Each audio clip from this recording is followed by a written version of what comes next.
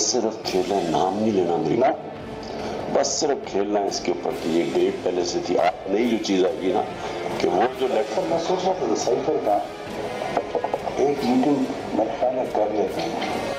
ये इन्होंने लीक किया शहबाज शरीफ वाला ने, बड़ा अच्छा किया इन्होंने लीक किया। मैं तो कहता हूँ वो साइफर ही लीक हो जाए, सबके सामने आ जाएंगे चलते भी। खान साहब उसमें जो आप कह रहे हैं कि इससे ताकि सबको पता चले कि कितनी बड़ी बैरूनी साजिश हुई है। खान साहब उस पे जो आप कह रहे हैं कि इस पे खेलेंगे, वो क्या उस बात को किस तरह डिफेंड करेंगे? इस पे खेलेंगे। इसके ऊपर तो मैंने खेला ही नहीं अभी, अब ये एक्सपोज करेंगे तो खेलेंगे इसके ऊपर। बिस्मिल्लाहिर्रहमानिर्रहीम, अस्सलाम वालेकुम। प्रोग्राम एक्सपर्ट्स में मैं आपको खुशामदीद कहूँगी। आज के पैनल का हिस्सा होंगे अयाज खान साहब, आमिर इलियास राना साहब, फैसल हुसैन साहब, हाफिज़ ताहिर महमूद अशफी साहब और मोहम्मद इलियास साहब।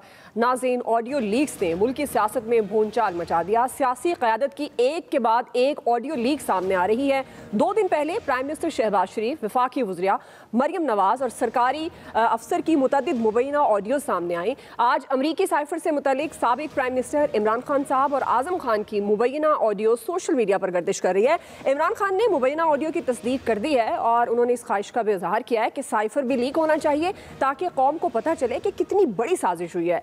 गवर्नमेंट पीटीआई की अमरीकी साजिश के बयानिए को झूठ और फ्रॉड कह रही है। वज़ीर दाखिला राना सनाउल्लाह ने साइफर से मुतल्लिक ऑडियो का फॉरेंसिक ऑडिट कराने का ऐलान किया है। नाज़रीन, एक तरफ तो सियासी बयानबाजी जारी है तो दूसरी तरफ गवर्नमेंट ये खोज लगाने में मसरूफ़ है कि मुबैना ऑडियो लीक्स के पीछे कौन है। इसी मामले से मुतालिक थोड़ी देर के बाद नेशनल सिक्योरिटी कमेटी का एक गैर मामूली इजलास भी होने जा रहा है जिसमें आला सियासी और अस्करी क़यादत ने शिरकत कर रही है।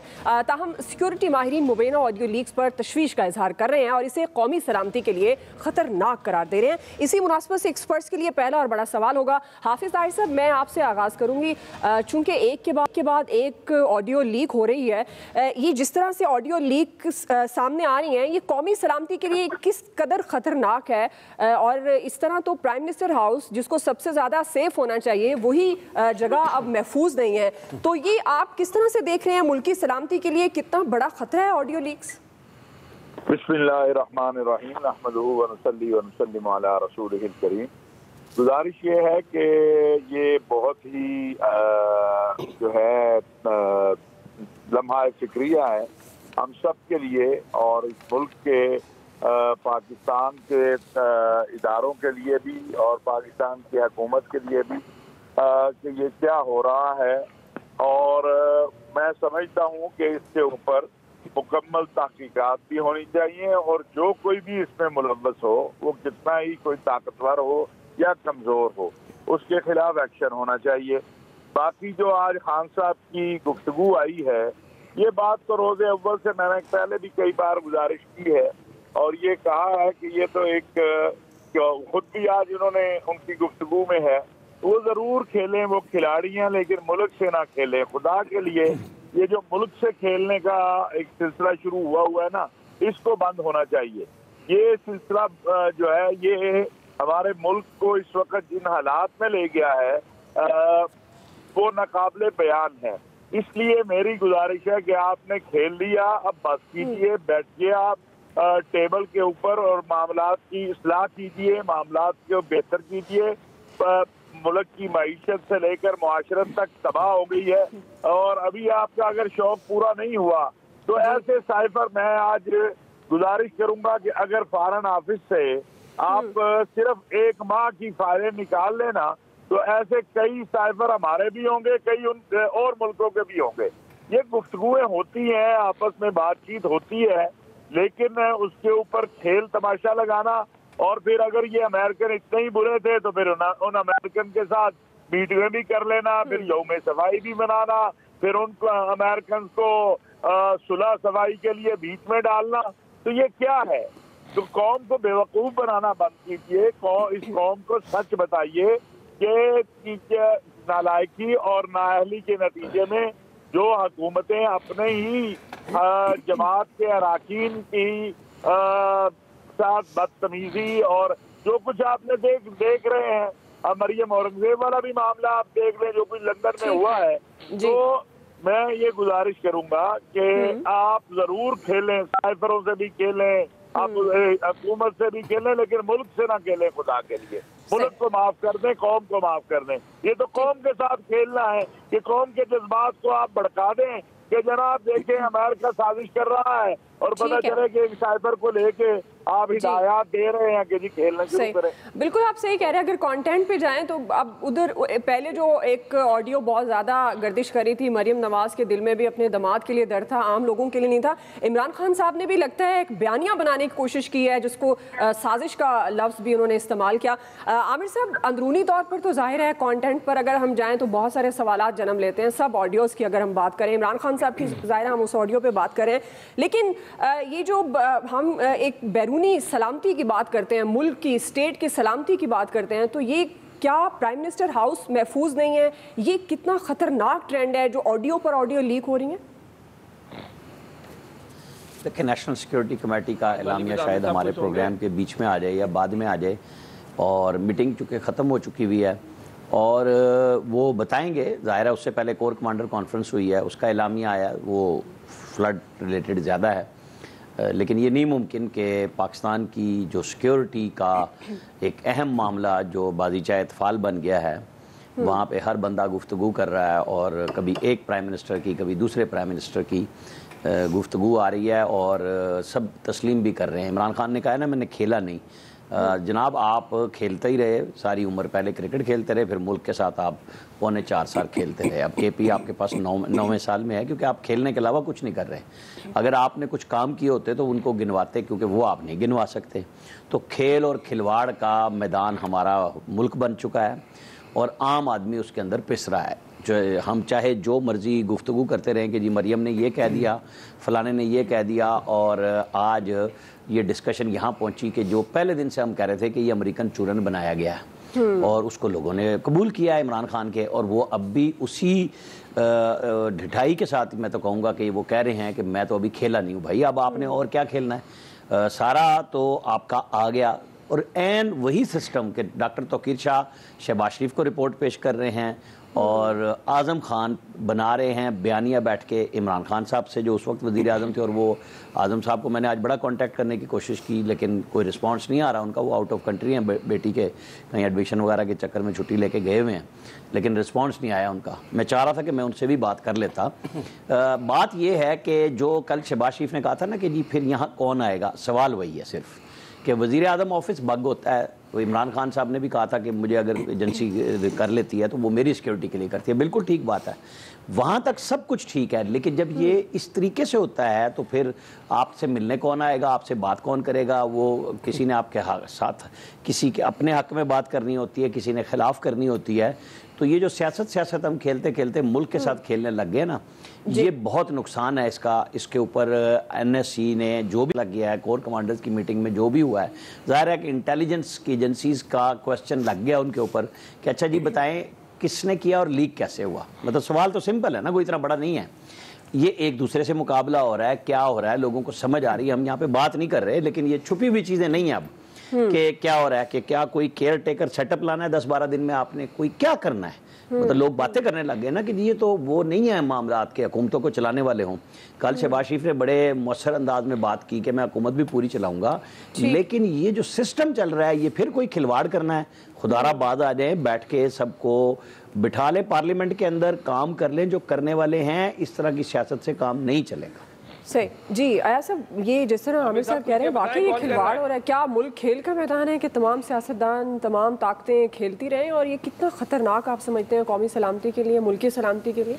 जी, असल सवाल ही आपका ये है कि कौमी सलामती के लिए कितना ख़तरनाक है। मुझे बताएं इससे ज़्यादा और ख़तरे की चीज़ कौन सी हो सकती है कि आपका प्राइम मिनिस्टर हाउस महफूज नहीं है। इसका मतलब है कि इस मुल्क में कुछ भी महफूज नहीं है। ये किस तरह से इसको कल को आप जस्टिफाई करेंगे? ये कल जो आलमी कुव्वतें आपके ख़िलाफ़ हैं वो क्या इससे फ़ायदा नहीं उठाएंगी कि प्राइम मिनिस्टर हाउस महफूज नहीं है, इसका मतलब है इस मुल्क की कोई भी चीज़ महफूज नहीं होगी। तो ये बहुत बड़ा नुकसान है जो शायद इस स्टेज पे समझ नहीं आ रहा। मैं मतलब एक अजीब बात करने लगा हूँ जी कि वो पहली जो ऑडियो लीक्स थी वो तो चले हैकर ने कर दी, हैक हो गया, दुनिया के बड़े बड़े वो मुल्कों की वो चीज़ें हैक हो जाती हैं। ये आज क्यों लीक की गई है? ये तो नहीं करनी चाहिए थी। ये तो हैकर ने नहीं की, तो ये क्यों कर रहे हैं आप? मतलब इसका मतलब है कि आप मतलब ये कह रहे हैं कि यार वो हैक कर ले कोई, या कोई रिकॉर्ड कर ले प्राइम मिनिस्टर हाउस में, जो भी होना है वो हमने पूरी दुनिया को बताना है। सिर्फ इसलिए बताना है कि वो पहले प्राइम मिनिस्टर से ये बात हो रही थी और ये देखो उससे पहले जो प्राइम मिनिस्टर था, स्कोर सेटल कर रहे हैं यार। अब मुझे तो लगता है बंदरों के हाथों में माचिसें आई हुई हैं, वो आग लगाते फिर रहे हैं, किसी को कोई परवाह नहीं है। और जहां तक खेल की बात है, ये खेलने के लिए आते हैं सारे। एक तो चलें कहता है ना मैं मतलब इस पे खेलूंगा, ये बाकी भी खेल ही रहे होते हैं और क्या कर रहे होते हैं। मतलब वो जो पहले भी ऑडियोज आई हैं उसमें क्या आपने क्या पॉजिटिव आपको मिल गया, क्योंकि बहुत कमाल चीज मिल गई। इसमें भी यही है कि जी हम इसको इशू बनाते हैं, इस पे खेलते हैं, सब अपने अपने मफादात के लिए। सिर्फ मफाद एक है कि हमें इक़्तिदार चाहिए, हमने फवाइद भी सारे लेने हैं, बस हमने इस मुल्क को चलाना है और अपनी मर्जी से चलाना है। और उसमें आप और मैं और बाकी लोग, हमारी अहमियत ही कोई नहीं है, ना होनी चाहिए। जाहिर है जो सिस्टम हमने जब ये बना दिया हुआ इस मुल्क का, तो फिर हमारी औकात यही होनी चाहिए जो है। इनको फैसले करने का इख्तियार है, इन्हीं को करने चाहिए, क्योंकि वो चंद लोग इस मुल्क में फैसला करते हैं कि अब ये करना है, ये हो जाता है, वो कहते हैं नहीं यार अब वो करना है, वो हो जाता है। तो हम देखते रहते हैं और बस चीखते रहते हैं, चिल्लाते रहते हैं, रोते रहते हैं, पिटते रहते हैं, लेकिन ये सिस्टम तो चेंज नहीं होने वाला। फैसल साहब, आपको क्या लगता है, अब ये जो तहकीकात की बात की जा रही है, वो होनी तो चाहिए तहकीकात, पता तो चलना चाहिए इसके पीछे कौन है। इतना बड़ा ऑफिस, आप जो ऑफिस स्टेट को रिप्रेजेंट करता है वही ऑफिस महफूज नहीं है, तो वहाँ पर ये क्या हो रहा है? एक के बाद एक ऑडियो आ रही है, आप समझते हैं इसकी तहकीकात होंगी और नतीजा खेज होंगी?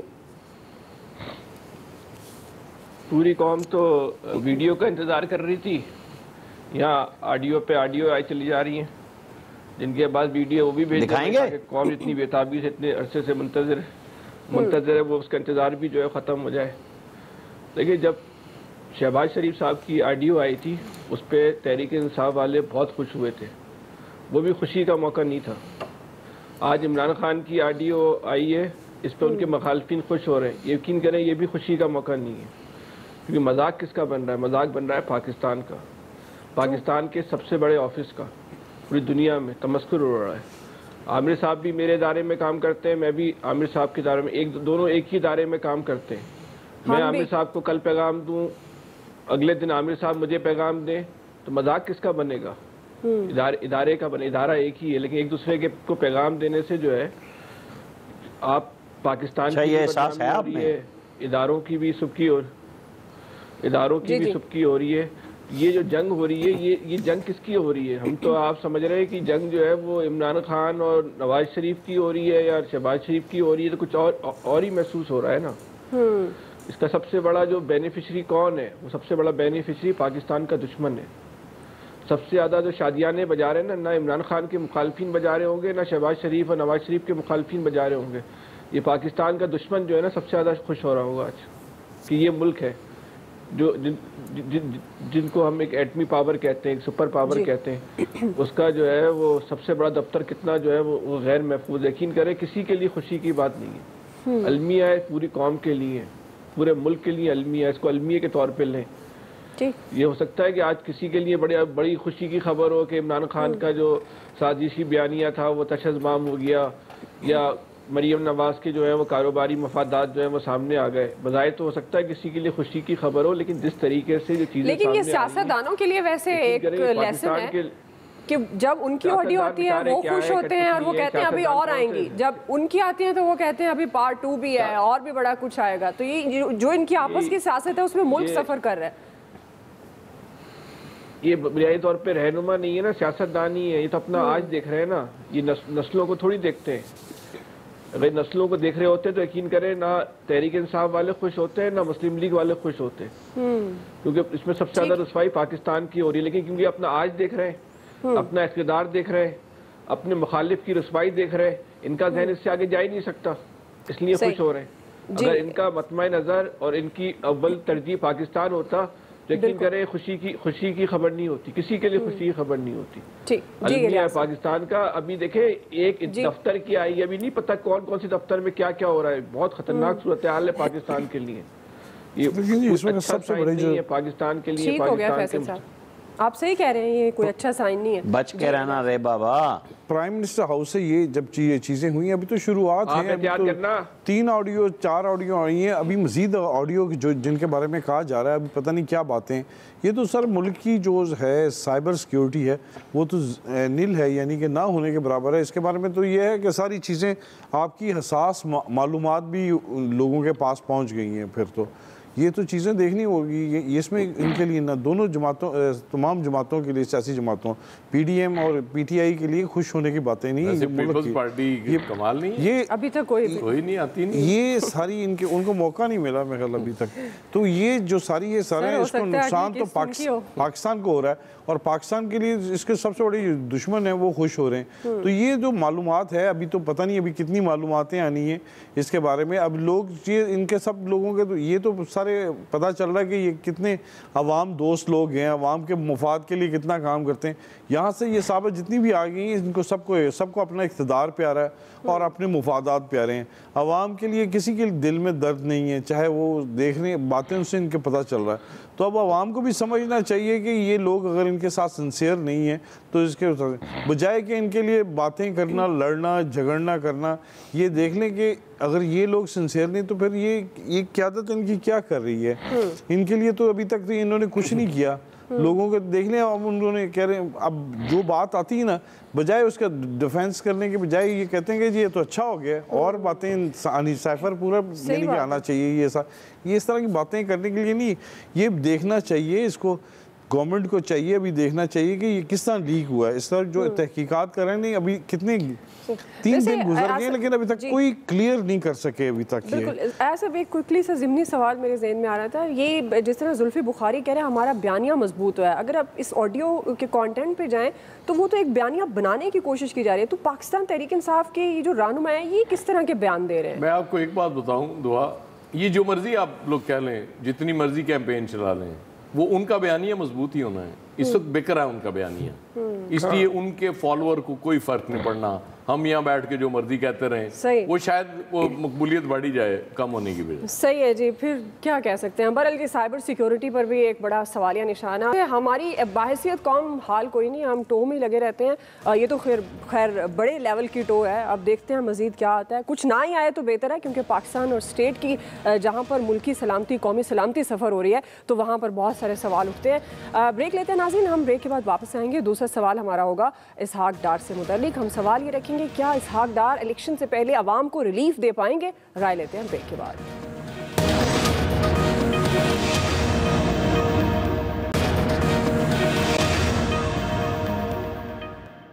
पूरी कोशिश करेंगे। हमारा सबसे पहले ये कि हमारी करेंसी वो बिल्कुल उसका ये राइट नहीं है, ये मुकाम नहीं है जहां ये पहुंच चुकी है। और मैं समझता हूं कि इसको अपने जो कुछ लोग चंद जो स्पेकुलेटर्स हैं या जो खेल खेलते हैं उनको बंद हो जाना चाहिए। मेरा ख्याल है कि उन्होंने बंद कर दिया है, मैं उनको मशकूर हूँ, उन्होंने डायरेक्शन ठीक ले लिया है। दूसरी हमारी प्रायोरिटी यही है कि हम इन्फ्लेशन को नीचे लाएंगे, हम इंटरेस्ट रेट्स को नीचे लाएंगे, हम इकोनॉमी को रिवाइव करेंगे। ना हम डील में बिलीव करते हैं, डील करने वाले आपको पता है, और ना ही किसी किस्म की अरेंजमेंट में बिलीव करते हैं। वो बताएं कि RTS कैसे बंद हुआ था, वो बताएं कि इलेक्शन चोरी कैसे हुआ था, वो बताएं कि इलेक्शन हाईजैक करके कैसे लाया गया था। ये बदकिस्मती है कि पाकिस्तान के करीबन 5 साल, कीमती 5 साल जाया हो चुके हैं और पाकिस्तान करीबन 30 साल पीछे जा चुका है। मिफ्ता साहब ने अपनी पूरी कोशिश की जो वो हिम्मत कर सकते थे अपने तजर्बे की बुनियाद पे। उसका ये है कि पाकिस्तान डिफॉल्ट से, अल्लाह के फजल से दूर हो गया है और हम इसको मजीद बिल्ड करेंगे। तो ये कंसिस्टेंट एफर्ट है। नाज़रीन, ये थे इसहाक डार साहब जो वफाकी वज़ीर ख़जाना का हल्फ उठाने के बाद मीडिया से बातचीत कर रहे थे। वो चौथी मरतबा पाकिस्तान के वज़ीर ख़जाना बने। तजर्बाकार वज़ीर ख़जाना कहते हैं कि 4.25 साल की तबाही सिर्फ 5 माह में ठीक नहीं हो सकती, इसके लिए वक्त दिया जाए। नाज़रीन, इस वक्त मुआशी सूरत हाल 2013 से बिल्कुल मुख्तलिफ है।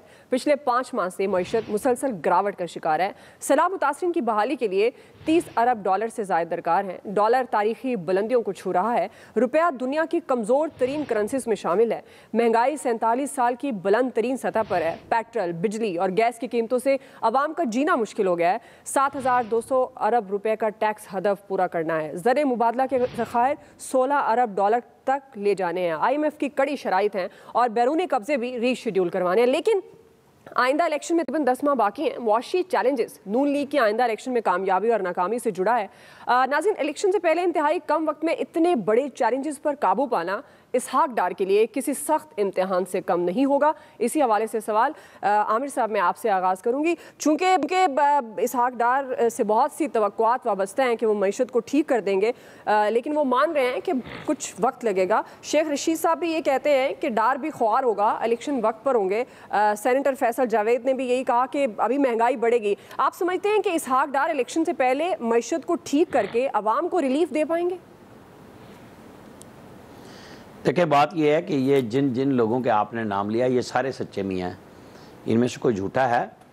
वो कहता है इसहाक डार ने 33 अरब रुपए का टीका लगाया शौकत तरीन जब मुशीर ख़जाना बन रहे थे इमरान खान के, उससे 2 दिन पहले क्या कह रहे थे कि इनको मईशत का अलिफ पता नहीं है, और बेड़ा गर्क करके रख दिया इमरान खान की टीम ने। और अब वो फिर मुशीर से सेनेटर बने और वो समझते हैं कि इमरान खान से बड़ा अच्छा मईशत दान कोई नहीं था। ज़ाहिर है कि उसके साथ शौकत तरीन था। मिफ्ता हम सब यहाँ तनकीद करते रहे, लेकिन बिल्कुल एक बात दुरुस्त है कि हम सब उसमें महंगाई में पिसे हैं और अभी पिसते रहेंगे। लेकिन पाकिस्तान डिफ़ॉल्ट की तरफ वाकई जा रहा था, उससे उसने निकाला। अब डार साहब अपने दावों के साथ आए हैं, क्योंकि वो मिफ्ता जो मर्जी दावे करे या ना करे, डार ने लंदन बैठ के भी दावे किए और यहाँ आके भी बड़ी अच्छी गुफ्तगू की है।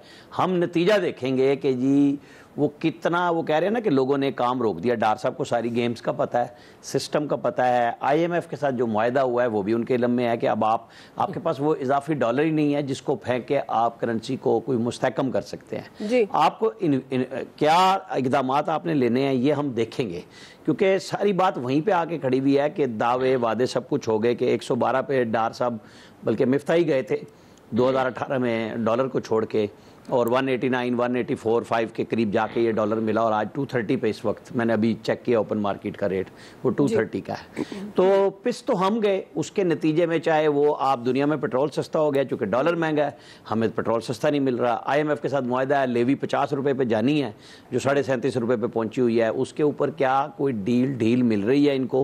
पॉलिटिकल राब्ते जो अमेरिकन के साथ बहाल हुए हैं, या वो बदले में हमारी ही मजीद ठुकाई होगी?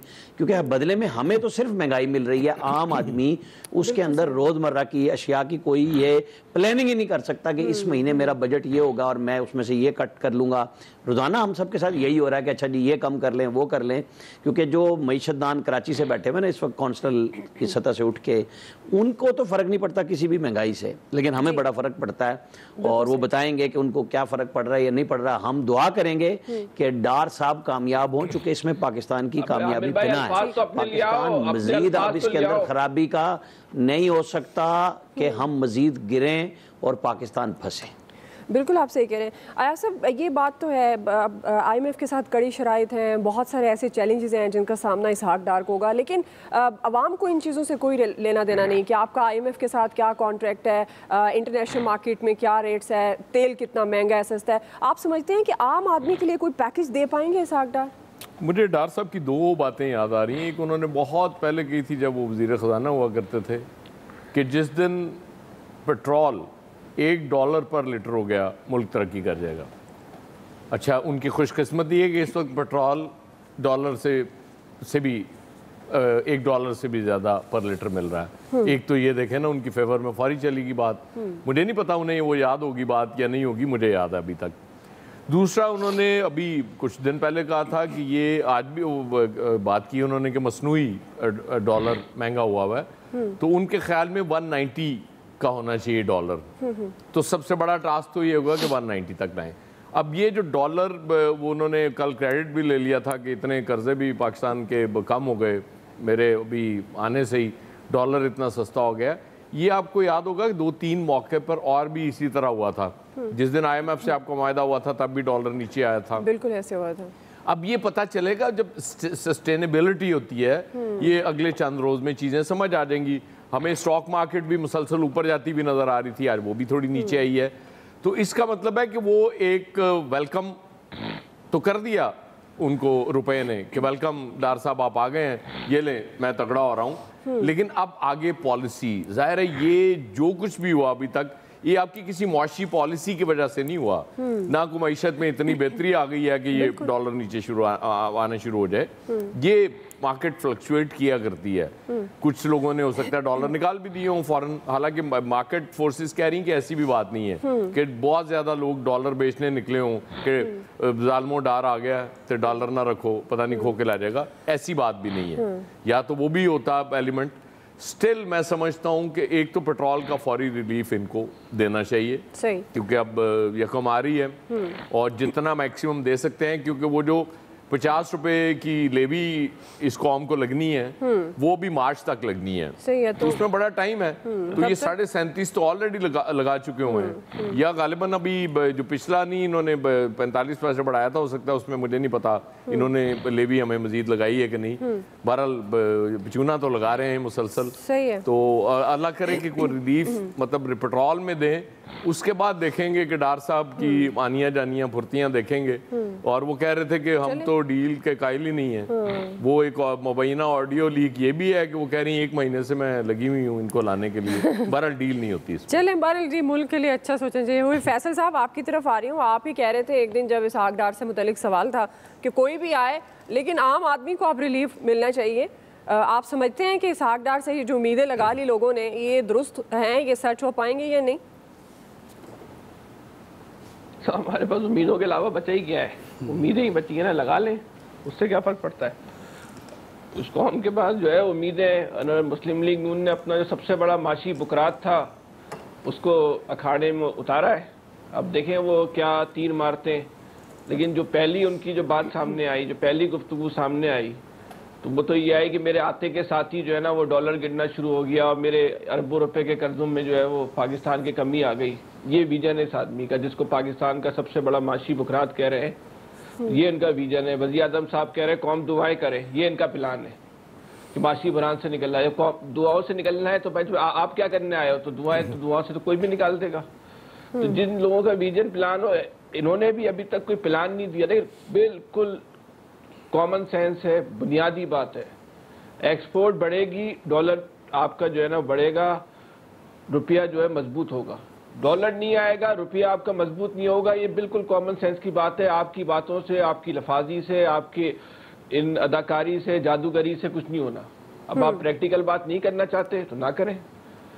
मुस्लिम लीग से मिसफायर हो गया है। तहरीक अदम एतमाद ला के और उसको कामयाब कराने के बाद वो जो कल शहबाज शरीफ साहब ने जो बात की है ना, बड़ी ज़बरदस्त बात की कि हमारी जो है वो जो सियासी इन्वेस्टमेंट थी वो हमने डुबो दी है या डूब रही है वो हमारी, उसको हमने बचाना है।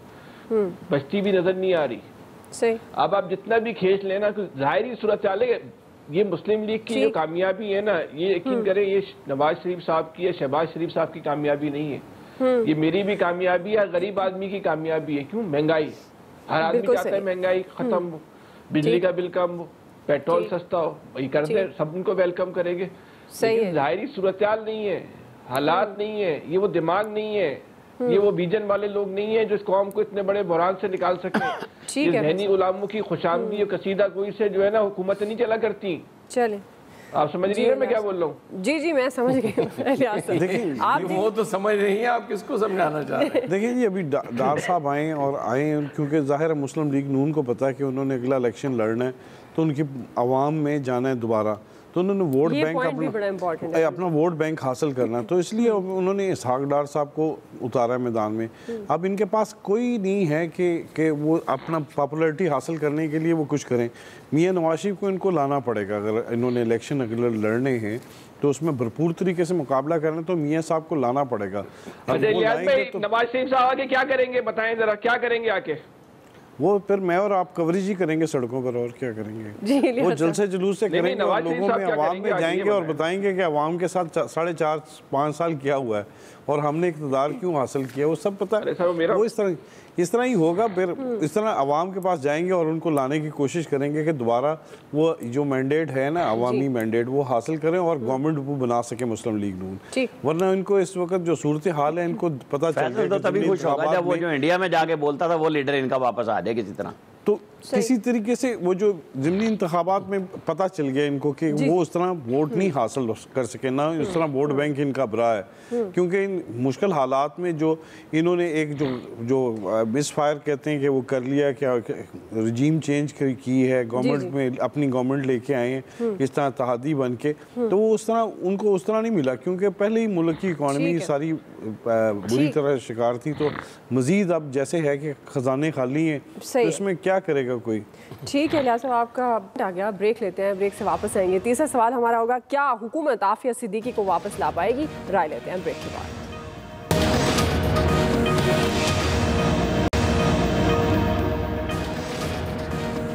वेलकम बैक नाज़रीन। आज इस्लामाबाद हाई कोर्ट में डॉक्टर आफिया सिद्दीकी की रिहाई से मुतल्लिक दरख्वास्त पर समाअत हुई है। समाअत के दौरान दफ्तर खारजा के कानूनी मुशीर ने बताया कि गवर्नमेंट आफिया सिद्दीकी की रिहाई के लिए अमरीका से असर नौ राब्तों की तजवीज़ दे रही है और बताया कि मामले को सिफारती सतह पर उठाया जाएगा। इसी से मुतल्लिक हमारा सवाल, अयाज खान साहब मैं आपसे आगाज़ करूँगी, क्या आप समझते हैं गवर्नमेंट डॉक्टर आफिया सिद्दीकी को वापस ला सकती है? ये किसको वापस लाने की बात कर रही हैं? डॉक्टर आफिया सिद्दीकी। मैंने कहा गालिबन रेमंड डेविस की बात कर रही हैं, तो वो तो आराम से अमेरिका लेके जा सकता है। ये आफिया सिद्दीकी को वापस गवर्नमेंट सारी बस दावे करती रही, कोई भी वापस नहीं ला सकी और मुझे नहीं लगता ला सकी। जी आमिर साहब, ये बिल्कुल जवाब से तासुर भी नहीं है। उन्होंने फॉरेन ऑफिस ने कहा ये हो सकता है। भाई फॉरेन ऑफिस क्या घास चल रहा है पहले से, इतने सालों से आपकी एक पाकिस्तानी शहरी वहाँ पे मौजूद है और आप कह रहे हैं जी लॉ मिनिस्ट्री भी भेज सकती है, अटॉर्नी जनरल भी लिख सकता है, तो कोई दिलचस्पी नहीं है किसी को भी, ये यूं ही है, बस हमने भी सवाल बराए सवाल रख लिया। जी फैसल साहब, आप समझते हैं गवर्नमेंट आफिया सिद्दीकी को वापस ला पाएगी? जी फैसल साहब, आप मुझे सुन पा रहे हैं? इनकी दिलचस्पी इतनी की है। देखिए जी, गवर्नमेंट तमाम गवर्नमेंटें आई, उन्होंने जिस तरह अयाज साहब ने कहा कि किसी ने इतनी दिलचस्पी ली नहीं, ना किसी ने कोई ऐसे किया, बस सिर्फ ये यकीन दहानी, सिर्फ जब कोई क्वेश्चन कर ले मीडिया की जानिब से तो तब ये कहा जाता है जी हम इस पर बात करेंगे, लेकिन खामोशी उसके बाद कुछ नहीं है। जब देखें उन्होंने रेमंड डेविस लेके जाना था, किस तरह लेके गए उन्होंने बातचीत की और पता भी नहीं चला और आराम से लेके चले गए और सबको पता था उसने क्या किया। अब ये सूरत हाल है, इसको गवर्नमेंट ने अगर करना चाहे तो क्यों नहीं कर सकते। मिनिस्ट्री ऑफ फॉरेन अफेयर सोई हुई है, अगर उसको चाहिए कि उठे और काम करे इस पर। कितने साल गुजर गए। जी फैसल साहब, देखिए ला सकते हैं अगर आपकी हुकूमतें संजीदा हो। कोई हुकूमत जो है वो संजीदा ही नहीं है लाने के लिए। वो अमेरिका के सामने जाके ये बात जो है खुल के जो है वो करने नहीं चाहते। वो समझते हैं अगर वो करेंगे तो उनका अपना इमेज ख़राब हो जाएगा, उनका जो हुक्मरानी है उस पर फ़र्क पड़ेगा, इसलिए इनकी प्रायोरिटी में नहीं है। वरना आफिया सिद्दीकी को कोई हुकूमत अगर संजीदगी से कोशिश करे तो उसके लिए लाना कोई मसला है नहीं। जी आया साहब, एक ज़िमनी सवाल, आप समझते हैं ये संजीदगी का मामला है या कोई इंटरेस्ट नहीं है? देखिए संजीदगी होती भी हमने बहुत सुना, वो इमरान खान साहब से याद है आपको, उनकी सिस्टर भी मिली थी जाके, उस वक्त एक एफर्ट हुई भी थी, लेकिन वो हमारे लिए उनकी अदालतें आज़ाद हो जाती हैं, आपको पता, खुद मुख्तार हो जाती हैं। वो उन्होंने अपना काम डलवाना हो तो डलवा लेते हैं, वरना वो कहते हैं आज़ाद। गालिबन अयाज साहब ये भी मुलाकात इमरान खान के वज़ीर आज़म बनने से पहले की है। और मेरा ख्याल है पहले। चले ठीक है जी, मेरा वक्त खत्म हो गया है। आज के एक्सपर्ट से इतना ही। फीडबैक कीजिएगा, ख्याल रखिए।